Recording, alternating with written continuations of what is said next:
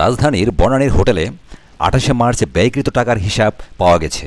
২৮শে March বিকাল ৪টা থেকে ২৯শে মার্চ সকাল ১০টা পর্যন্ত ১৮ ঘণ্টায় তার ব্যয়ের পরিমাণ ছিল প্রায় ৬০,০০০ টাকা। সাফাতের নামে হোটেলে দেওয়া রিসিটে মদ জাতীয় দ্রব্যের কোনো উল্লেখ নেই। তার মানে মাদকের আলাদা মূল্য রয়েছে। মানি রিসিটের সাথে মাদকের মূল্য যোগ করলে তার পরিমাণ আরও বেড়ে যাবে। মানি রিসিট অনুযায়ী সেদিন মোট ব্যয় হয়েছিল ৫৯,৫৭১ টাকা।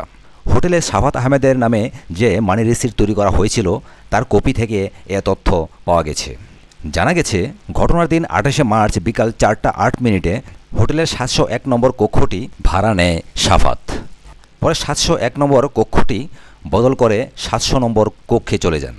কক্ষ বদলের সময়ের কথা কোথাও উল্লেখ করা হয়নি। সেখানে তারা কোন কোন সার্ভিস নিয়েছিল তার বিস্তারিত বিবরণ মানি রিসিটে লেখা রয়েছে। গত ২৮শে মার্চ জন্মদিনের অনুষ্ঠানে আমন্ত্রণ জানিয়ে অস্ত্রের মুখে ২ তরুণীকে ধর্ষণের অভিযোগে গত ৬ই মে বনানী থানায় মামলা হয় ৫ আসামির বিরুদ্ধে।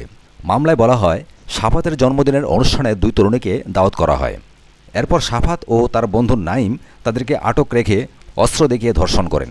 সাফাতের গাড়ি চালক বিল্লালকে দিয়ে ঘটনার ভিডিও চিত্র ধারণ করেন। পরে ২ তরুণীর বাসায় সাফাতের দেহরক্ষী পাঠিয়ে তাদের ভয়ভীতি দেখানো হয় বলেও মামলায় বলা হয়।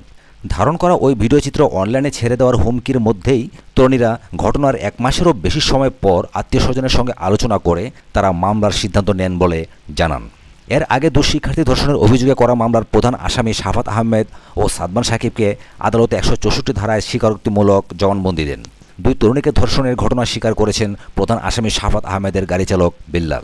৪ দিনের রিমান্ড শেষে বিল্লালকে আদালতে হাজির করা হলে তিনি ১৬৪ ধারায় জবানবন্দিতে ঘটনার বর্ণনা দেন। আলোচিত আসামি নাইম আশরাফ ওরফে মোহাম্মদ আব্দুল হালিমকে ৭ দিনের রিমান্ডে নেওয়া হয়। সাথে থাকার জন্য অসংখ্য ধন্যবাদ। পরবর্তী এক্সক্লুসিভ সংবাদের জন্য আমাদের চ্যানেলটিকে সাবস্ক্রাইব করবেন এই আশা রাখি। ধন্যবাদ।